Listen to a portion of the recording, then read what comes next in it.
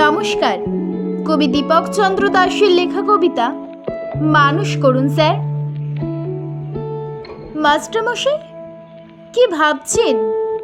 কি হচ্ছে চারিদিকে? কি দেখছেন, কি শুনছেন খবরের কাগজে, টিভিতে, সোশ্যাল মিডিয়ায়?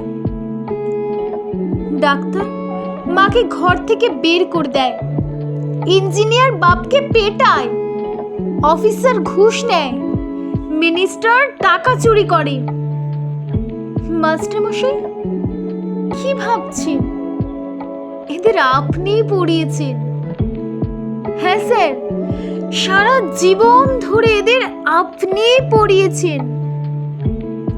স্কুলে, কলেজে, বিশ্ববিদ্যালয়ে আপনিই পড়িয়েছেন। সব ভুল সিলেবাস।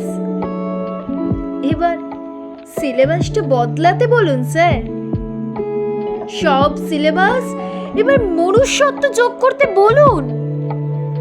শুধু ডাক্তার নয়, ইঞ্জিনিয়ার নয়, অফিসার নয়, মিনিস্টার নয়, ওসব হয়ে ওঠার আগে আমাদের মানুষ করুন স্যার, আমাদের মানুষ করুন।